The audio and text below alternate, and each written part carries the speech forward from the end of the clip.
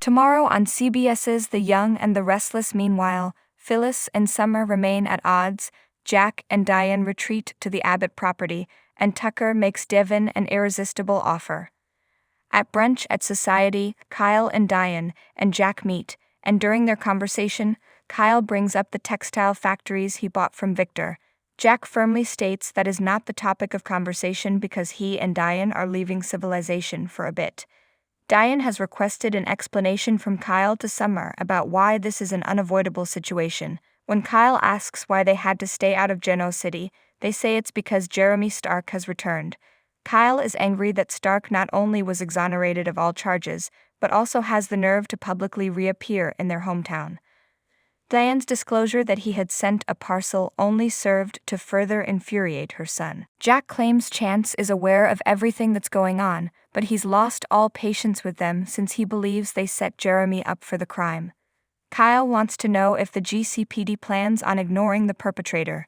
According to what Jack has heard from Chance, he will not intervene unless someone is in danger. He's letting him run them out of town again, and Kyle isn't happy about it.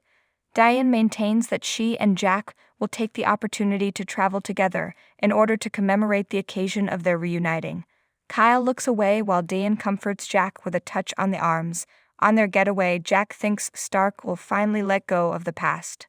Summer answers the door at the Abbott residence, much to Phyllis' relief. Summer demands to know why she's there.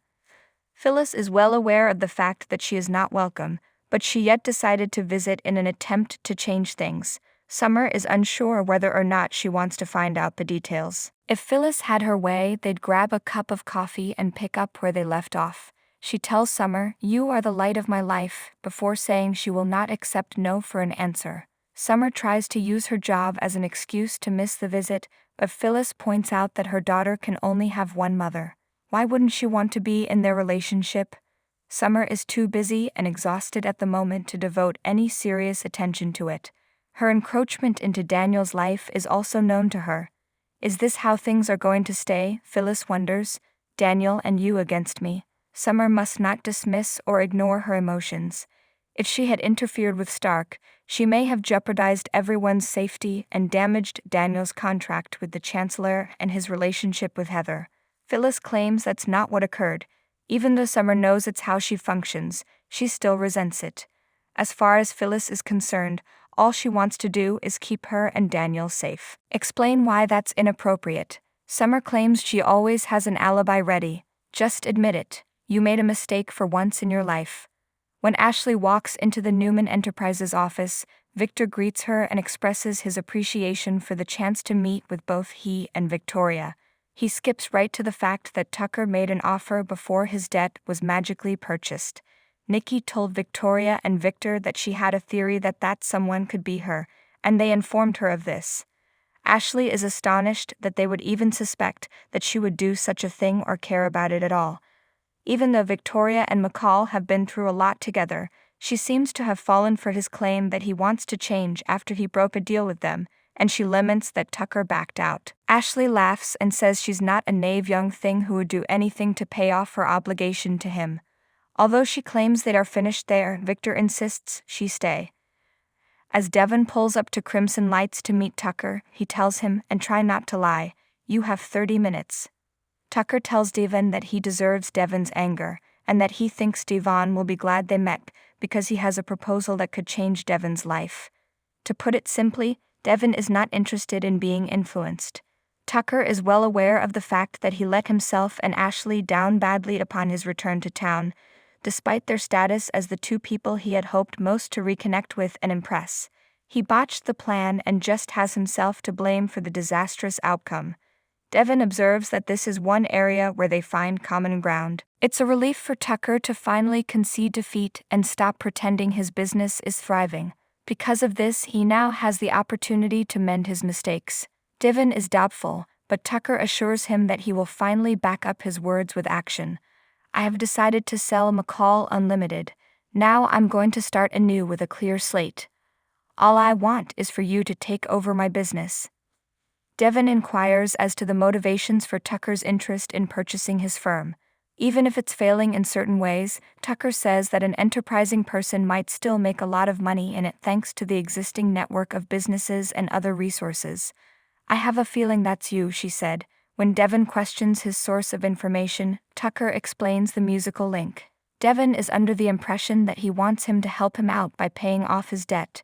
Tucker is adamant. No, someone's already done it. He believes he'd operate the firm with honesty, knowledge, and compassion, so he's willing to give him a friends and family discount even though he's received some extremely lucrative offers for it.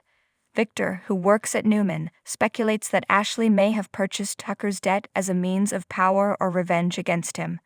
Ashley suggests they look into Devon if that's how they're thinking. He was incensed to learn that Tucker was pursuing Chancellor Winters. It's just not Devon's style, so Victoria is naturally hesitant. They still think Ashley is responsible. When Kyle sees Stark at Society, he confronts him about having the courage to show his face in town. Stark, his gorgeous wife Summer, and their adorable son adore life in their quaint little town because of the wonderful food and friendly people they find there. Kyle scolds him angrily, telling him to stop bothering his mother with marks of his obsession and to stay away from his family. "Please don't make me repeat myself." According to Jeremy, that may be interpreted as a threat, but Kyle retorts that it's a promise. Stark would like to inform Jack and Diane of his decision to forgive and forget. Kyle insists he should leave town immediately and not look back. Kyle wonders what Stark plans to do with his life in Geno City. Stark is stuck in an empty city. Offenders who end up behind bars often find that they must begin their lives over. "I believe I have located the ideal area to settle down." He points out that trips away don't last indefinitely. The proverb goes, "One way or another, you always find yourself back where you started." Phyllis visits the Abbott home and tells Summer she has come to apologize. She admitted she enticed Jeremy Stark to visit. He begged her to help him locate Diane, but she refused, effectively sparing her life. Summer gently reminds Phyllis of her motherly responsibilities. Phyllis points out that Daniel is also taking his frustration with Heather out on her. Why is it that she is the one who constantly ends up in trouble? As Summer screams, "Because it was your fault, Mum. What you did was correct. That's on you. You're the one who decided to go down that path of poor behavior." Nikki was also in on the Jeremy Stark affair and came to LA to obtain dirt on Diane, leaving Phyllis to question whether she is talking to her grandmother. "I don't see why she doesn't see it my way.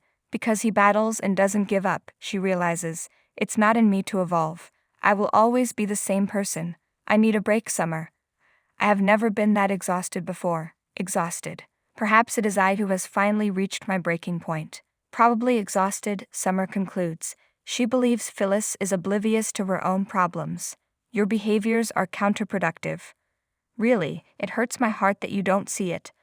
All her life, she's seen her try to progress and improve. She continually reverts to her previous behavior. A tearful Summer. She is well aware that she needs to stop expecting change and start accepting her mother as she is. Summer must fortify her defenses lest she suffer any further heartbreak or disappointment. She accompanies her mother to the front door. As she leaves, Phyllis grimaces and goes away. Talking to Newman, Ashley says, "Let's just say I did acquire Tucker's debt. If you were in charge, what would you do about it?" Victoria claims that not only would Tucker and Ashley benefit financially from their offer, but that the deal would be a no-brainer for them. One option is to try and negotiate with her. Victor claims that she has had her fun, and it is now time to negotiate. Ashley tells them that it's interesting to hear about, even if only to be reminded of, the way Victor's mind functions. She tells them Tucker has complete control over the business. "Don't involve me in this." When she leaves, Victor gives her an amused glance. While visiting Crimson Lights, Devon wonders if Tucker will accept him back into his life and bond if he buys his business. Unlike most people, Tucker does not set any goals for himself. "This is merely a precaution I wanted to take." Right now, he is aware that his company status is somewhat vulnerable. When he asks Devon why he should care, he says it's none of his business. Tucker has reviewed the numbers, and the merger is completely legal. It's unlikely that Devon will regain Hamilton Winters. Can you blame him for wanting someone as formidable as McCall on his side? He may as well be betting against him in Devon's opinion. Tucker, on the other hand, claims that he will create a conglomerate capable of surpassing Chancellor Winters and Newman if he is successful and takes control of his corporation. Devin probes for the motivation behind his concern for the possibility of this happening. "You're my son," Tucker explains. "Ultimately, my happiness depends on your success." After 30 minutes, Devin informs him. Tucker tells him he appreciates his taking the time to listen, and then that he run his proposal by his inner circle, specifically Abby. As Jack and Diane visit the Abbott cabin, he has arranged for champagne and flowers to be waiting for them. She sounds really enthusiastic about fooling Jeremy into thinking they took off in a helicopter when in fact, they are hiding out in the attic. Jack feels bad about the act and promises Diane that Stark will never be mentioned again. Diane makes a solemn vow to try her best, and the couple kisses. Jack opens a bottle of champagne, and Diane coos that she couldn't be happier about her temporary getaway. They raise their glasses, say, "To us," and canoodle while staring out the window. They resume their passionate kissing over the hearth, and Jack eventually shows her to their bedroom. When Devon returns home, he is relieved to see that Abby is still there. She inquires as to Tucker's motivations. Devon assures her that she simply cannot accept it. "Tucker basically offered me his entire business." Abby wants to know his motivation. Devon claims he possesses the necessary drive and honesty to successfully lead the company. He marketed it to buyers as a 2-in-1 investment and protection plan. He has to wonder if Tucker is being genuine or if he is trying to deceive him once again, given that it is Tucker. If his case doesn't work, as Abby points out, this is a solid fallback. "Have you thought about the fact that you might be the best person to lead McCall?" In her opinion, it's a pretty good deal overall. The math would need to be checked by Devon. Abby believes it is an option that should be taken into account. Meanwhile, at the Abbott residence, Ashley inquires of Tucker, "So did you pitch your heart out?" Tucker claims this to be true, and that Devon neither accepted nor rejected it. He's curious if there's more than just friendship between Abby and Devon, so he urged that Devon tell her about it. "Focus on what needs to be done," Ashley tells him. "I'm curious," Tucker says. "If I don't succeed, what are you going to do with me?" Ashley chuckles and says, "I haven't decided yet, but I do have a few suggestions." When Jack and Diane have finished making out at the Abbott cabin, Jack checks his phone and says he has to respond to a work-related SMS. Yet he won't be contacting Jabut until tomorrow.